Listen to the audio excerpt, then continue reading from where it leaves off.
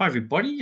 Welcome to this week's update. This week I'm chatting to Fiona Norton, but before I do that, I'd just like to acknowledge that we're coming to you from the lands of the Wurundjeri people of the Kulin Nation and acknowledge elders past, present, and emerging. Welcome, Fee. Thanks for coming along. Thank you. This week we're talking about preparedness, and we're actually at the start of a bit of a series around preparedness, and we're going to roll this into a workshop. So keep your eyes out on Reds, and I'll include the details of that workshop in the Facebook post today. Fee, it's really good to have a chat to you about preparedness. And what I'm curious to understand is, from your perspective as a state manager, what are the roles that we undertake in preparedness at Red Cross? Yeah, thanks, Anthony. I think we have a few roles to perform in preparedness. One of those sits at the community level, one sits at our internal level, so what we do internally in Red Cross to prepare, and the other one is a sector level preparedness piece. So, from a community perspective, we run a range of different programs that help support community preparedness. A lot of the work that the recovery team do also facilitates preparedness, even though they're in a recovery program and in recovery from emergencies. And things like pillowcase, for example, are really critical to ensuring that we reach, children and young people, and the Ready Plan work that we do, working with vulnerable people when they require some additional support to plan for emergencies. And more recently, we've engaged with the CFA, the Country Fire Authority, to run an emergency planning advisory service, or EPAS, which is specifically looking at utilising Ready Plan and a person-centred emergency management approach to really work with people with disabilities. So the CFA will do a fire risk assessment on their assets, and Red Cross will supplement that by ensuring that, through the use of Ready Plan, that they are prepared and ready. So the community work we do is really, really important, and it's across a range of different things, and there's more that happens locally through different activities that our divisional teams will also do. But I can't stress enough how important that community-based preparedness part of what we do is. The other part for us is our own internal preparedness, right? So how do we make sure that we are have the capability and the capacity to respond to emergencies, the capability and capacity to support and plan for the programs that sit out in community and with our divisional teams. So a lot of what we do there is in relation to, sitting on MEMCs, for example, and working with our teams and our volunteers that sit on the MEMCs, the Municipal Emergency Management Planning Committees. We've Thank also you. got the we've also got the Regional Emergency Management Planning Committees, or REMCs.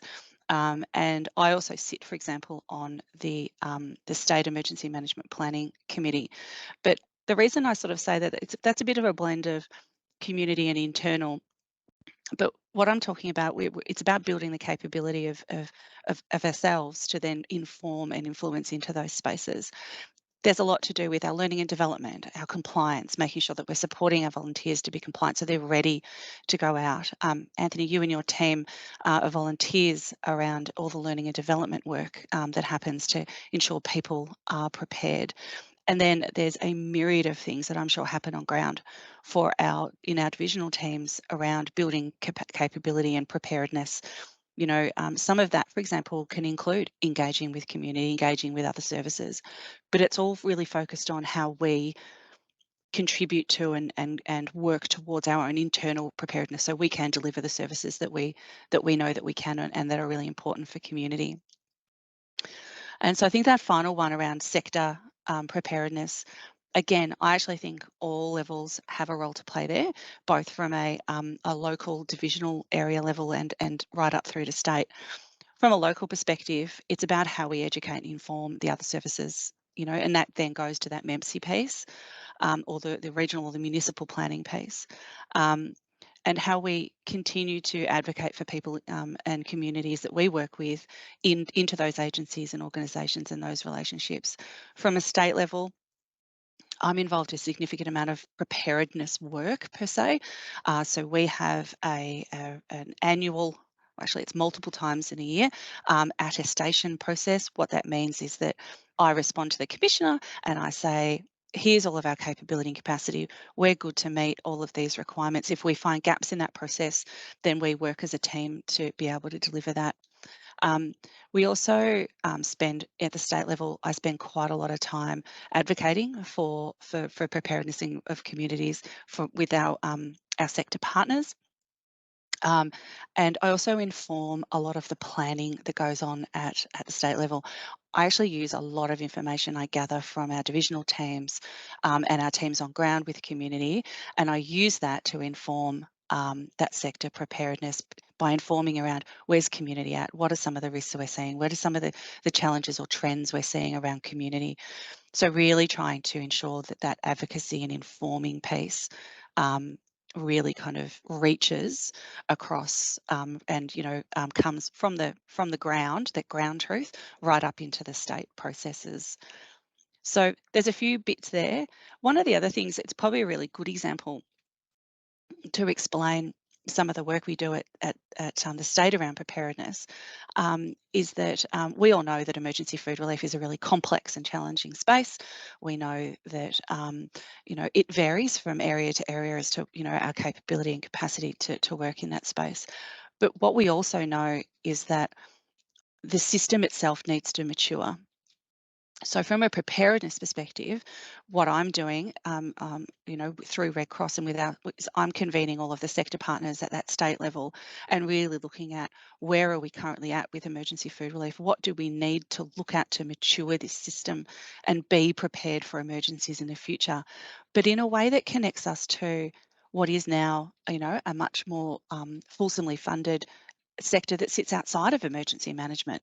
How do we bring those people that provide food relief into this space? What are some of the things that we need to consider around culturally, linguistically diverse communities and their needs, and the needs of people that have dietary issues? So how do we look at all of that?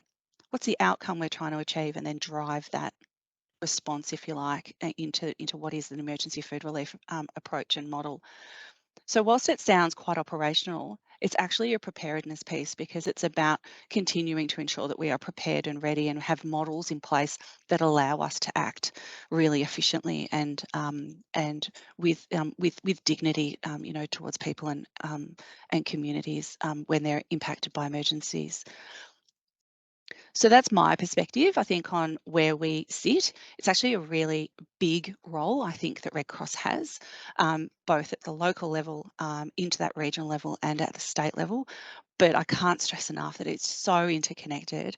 And so the relationships that we build as we mature as Red Cross and as a team is just so important, because that information that comes from the ground, I absolutely use and gets fed through in a preparedness sense into the work and the engagement that I also have.